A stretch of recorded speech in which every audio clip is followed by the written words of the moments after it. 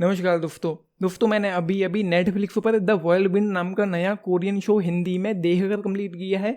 Total 12 episode है, limited series है, season 2 इस शो का नहीं आना है एंड ये पॉलिटिकल ड्रामा शो है जिसके लिए मैं बहुत दिनों से एक्साइटेड था जब से सुना था एंड फाइनली मैंने शो देख लिया है। मतलब मैंने 12 एपिसोड्स को बिंज वॉच किया है, तो इसका मतलब ये है कि शो को देखकर मुझे लिटरली मज़ा आ गया। हर एक एपिसोड में बहुत सारे ऐसे मूवमेंट्स हैं कि आपको लगेगा कि भाई ये क्या हो रहा है, आप ताली मारोगे, आप सीटी मारोगे। इतने सारे ट्विस्ट एंड टर्न्स हैं, इतने सारे सरप्राइजिंग शॉकिंग मूवमेंट्स हैं कि आप हिल जाओगे उनको देखकर। एंड हर एक एपिसोड के एंड में लगभग एक दो थोड़े ठंडे थे, लेकिन हर एक एपिसोड के एंड में कुछ ऐसा हो जाता है कि आपको अगला एपिसोड देखने पर मजबूर करेगा एंड ख़त्म होते होते वो एपिसोड आपको ताली मरवा के जाएगा। एंड यहाँ पर जिस तरीके से चीज़ें बढ़ रही हैं, जो कुछ भी यहाँ पर हो रहा है वो कमाल था। एंड इस शो में एक चीज़ और बहुत अच्छी है, वो ये है कि शो का जो प्रेजेंटेशन है, एग्जीक्यूशन है, कमाल का, स्क्रीन प्ले बहुत अच्छा है। एंड शो आपको पूरी लेंथ के दौरान, मतलब मैंने एक्सपीरियंस किया है वही बता रहा हूँ, ये शो आपको पूरी लेंथ के दौरान पूरी तरह से हुक एंड बुक करके रखता है।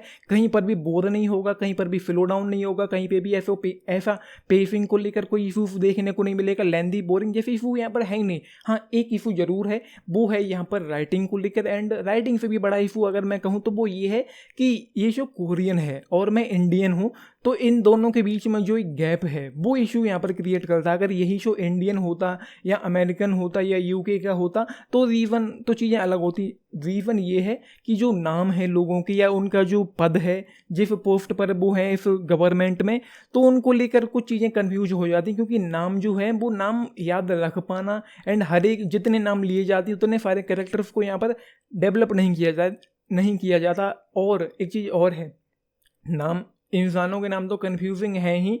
जो भ्रष्टाचारी चल रही है, जो कंपनी यहाँ पर सबसे ऊपर है, जिसकी वजह से भ्रष्टाचारी की यहाँ पर शुरुआत होती है, वो कंपनी का भी नाम बहुत, मतलब जगह के नाम हो, कंपनियों का नाम हो, मतलब है तो कोरियन ही, तो नाम भी वैसे टेढ़े मेढ़े होंगे। तो ये हमेशा से ही मेरे लिए एक सर्दर्द रहा है, हमेशा से ही कोरियन से शो में, कि उनके नाम हमेशा कॉम्प्लिकेटेड होते हैं। उनके नाम के साथ कनेक्ट कर पाना मेरे लिए हमेशा से ही एक बड़ा इशू रहा है। हाँ, अगर शो स्क्विड गेम जैसा हो, all of us are dead जैसा हो तो चीज़ें अलग, लेकिन ये पॉलिटिकल शो है, यहाँ पर वो घुस गए हैं राजनीति में। जिस तरीके से उन्होंने दिखाया है वो ग्रेट था। एंड शो का एंड जो था भाई, वहाँ पर तो गूफ बम्स आ जाते हैं, बहुत सारा इमोशनल हो जाती हैं चीज़ें, बहुत आपको इमोशनल करके जाएगा एंड ख़त्म होते होते आप ताली मारोगे एंड ये कहोगे कि मास्टर क्लास शो यहाँ पर है, ये जो देखने को मिला है।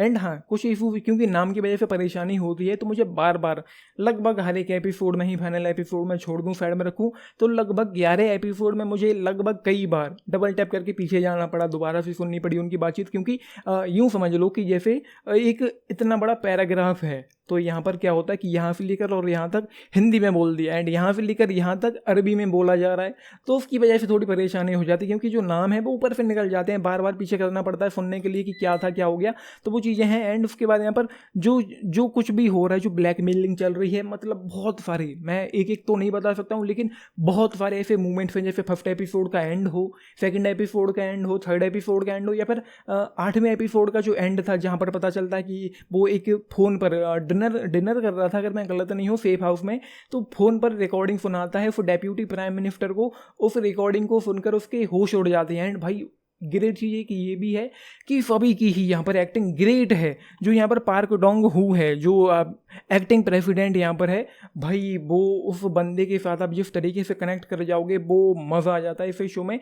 एंड जो थोड़े बहुत इशू हैं वो बस राइटिंग को लेकर, बाकी पॉलिटिकल ड्रामा के नाम पर ये कमाल का शो है। एंड यहाँ पर चीज़ें यूँ हो जाती हैं, मतलब जैसा कि मैंने कहा, कहानी पर मैं ज़्यादा तो नहीं बता सकता हूँ, लेकिन जब आप देखेंगे तो ही आपको मज़ा आएगा। एंड यहाँ पर एक डायलॉग था फाइनल एपिसोड में सुनने को मिलता है, वैसे तो एक सीन और था जो बहुत ज़्यादा हार्ड हिटिंग था। वो लाइन कुछ यूँ थी कि जिस दुनिया को डोंग होने बनाया है उसका हिस्सा वो खुद नहीं होगा। एंड उसके बाद एक शब्द सुनने को मिलता है, 31 जुलाई 6:54 या 55 कुछ थे, तो वो सीन था। उसके बाद एक डायलॉग था जिसको मैंने नोट किया हुआ है, कहते हैं कि अंधेरा रोशनी को नहीं हरा सकता, लेकिन इस देश में रोशनी है ही नहीं, अंधेरा अकेले अंधेरे से लड़ रहा है, जो फिर रोशनी होने का झूठा दावा कर रहा है। अपनी दाईं तरफ से अंधेरे को हटाकर और बाईं तरफ के अंधेरे को कुचल कर मैं एक नई रोशनी पैदा करूंगा। ये उसके पार्क डोंग हो के लफ्ज़ थे जो हमको सुनने को मिलते हैं। एंड उसके बाद यहाँ पर जो कुछ भी था ग्रेट था। बस इशू मुझे यही देखने को मिला है फिर पूरे शो में कि जो राइटिंग है या जो चीज़ें ऊपर से निकल जाती हैं जिनको पीछे जाकर दोबारा से सुनना पड़ता है, रीज़न यही है कि शो कोरियन है, उनके जो नाम है हमेशा से ही कॉम्प्लिकेटेड रहे हैं, तो यहाँ पर भी कॉम्प्लिकेटेड है। बाकी मैं अगर आपसे ये कह पाऊँ पूरी ईमानदारी के साथ कि फर्स्ट एपिसोड से लेकर फाइनल एपिसोड के बीच में कौन सा ऐसा मोमेंट था जब मैं डिस्कनेक्ट हुआ हूँ या मैं पेसिंग को लेकर इशू फील कर रहा हूँ या लेंथ को लेकर इशू फील कर रहा हूँ, कुछ भी नहीं था। मतलब मेरे लिए एक मास्टर क्लास शो रहा है। पूरी तरह से बेहतरीन राइटिंग हो सकती थी। मुझे लगता है कि राइटिंग बेहतरीन हो सकती थी जितना बेहतरीन ये शो है। बस राइटिंग जो है वो थोड़ा सा एक डिसअपॉइंटमेंट वाली चीज़ हो जाती, क्योंकि जो नाम है, जो राइटिंग है, जो कंपनियां हैं, जो लोग हैं, जो कैरेक्टर्स हैं जिनके नाम सुनने को मिलते, लेकिन उनका स्क्रीन, एक दो कैरेक्टर्स तो ऐसे थे जिनका स्क्रीन प्रेजेंस सिर्फ 1-2 सेकेंड का था, लेकिन उनका जो नाम लिया गया जिस तरीके से वो बहुत ज़्यादा इंपॉर्टेंट था। तो उस पर थोड़ा और काम करना चाहिए था, कैरेक्टर्स पर लेकर और काम करना चाहिए था। लेकिन जो लीड कैरेक्टर हैं जैसे डेप्यूटी प्राइम मिनिस्टर हो, एक्टिंग प्रेसिडेंट हो या उनके जो सेक्रेटरी हैं, उनको अच्छे से डेवलप किया गया है। लेकिन जो चेयरमैन हैं या ये चेयरमैन है या वो चेयरमैन, उनके अजीबोगरीब टेढ़े मेढ़े नाम हो, उनको लेकर यकीनन परेशानी होती है। तो ये है, मैं एंड में ये कहूँगा कि अगर आपको पॉलिटिकल ड्रामास देखना पसंद आते हैं तो the world bind Korean show आपके लिए एक मस्ट वॉच शो है, आपको बेहतरीन लगने वाला है। हाँ, ये ज़रूर है कि एक टीवी शो अमेरिकन भी है, house of cards, unfortunately 63 episode है, मैंने उसको नहीं देख पाया है वक्त की कमी के कारण, लेकिन हो सकता है कि वो भी कुछ ऐसे ग्रेट हो। सुना है कि वो ग्रेट है, लेकिन ये भी जो मैंने आज देखा है ये भी ग्रेट था। एंड जैसा कि मैंने कह दिया है, एंड में गूसबम्स आते हैं। जो बैकग्राउंड स्कोर है पूरे शो में ही बहुत अच्छा है। एंड जब ख़त्म होते होते आपको मतलब आप फैन हो जाओगे कि भाई क्या बनाया है उन्होंने। एंड ग्रेट बात यही थी कि उन्होंने 12 एपिसोड में फिर शो को निपटा दिया। लेकिन हाँ, ये ज़रूर है कि 12 एपिसोड लेने के बावजूद कुछ एपिसोड्स में उन्होंने किरदारों को और जगहों को या उनके नाम को और अच्छे से डेवलप किया जा सकता था। जो चीज़ें हैं, जो कंपनियां हैं, जो भ्रष्टाचारी यहाँ पर हो रही है, जो धांधली हो रही है, उसको और अच्छे से एक्सप्लोर किया जा सकता था। शुरुआत में तो यही कन्फ्यूजन रहेगी कि ये हो क्या रहा है, आपको दिमाग दौड़ाना पड़ेगा एंड खुद समझना पड़ेगा कि अच्छा यहाँ पर ये चल रहा है।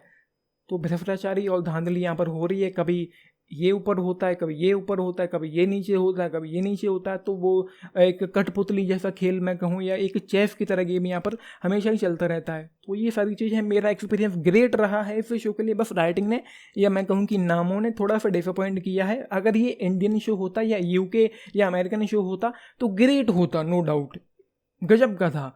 तो ये बाकी मेरी रेटिंग रहेगी 4 स्टार आउट ऑफ 5 इस शो के लिए। एंड 1 स्टार जो मैंने कम किया है वो इतना लंबा होने की वजह से, जो कि फील नहीं होता है, बोर नहीं करेगा, लेकिन इतना लंबा होने की वजह से एंड चीज़ों को उतना अच्छे से एक्सप्लोर न करने की वजह से मैंने 1 स्टार कम किया है।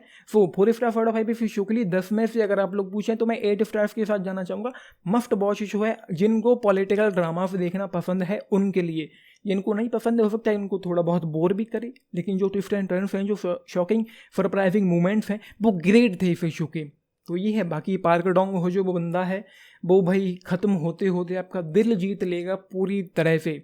तो ये है, आपने शो देखा है, लेकिन बताना आप लोगों का इस पर क्या टेक है। बाकी चाहें तो फैमिली के साथ देख सकते हैं। इवन एक सिंगल किसिंग सीन यहाँ पर नहीं है, कोई एक गाली नहीं है। चाहें तो पूरी फैमिली के साथ इस शो को देख सकते हैं, लेकिन गंदी पॉलिटिक्स है इसलिए शायद इसको 16+ की कैटेगरी में रखा गया है। तो आप लोगों ने शो देखा, अपने टिप्स जरूर लिख के बताना। बाकी लाइक शेयर सब्सक्राइब भी करना चैनल को। Video and this is Nitish channel, thank you. And हाँ, रिव्यू 8.5 मिनट से ज़्यादा का हो गया। अगर मैंने एक एपिसोड के बारे में बताया होता कि उस एपिसोड में ये हुआ वो हुआ तो बहुत लंबा हो जाता। तो ये आप खुद देखो, एक्सपीरियंस करो, उसके बाद मुझे लिखकर बताओ कि क्या ग्रेट एक्सपीरियंस आपका रहा है इस शो पर। सो ये है, थैंक यू।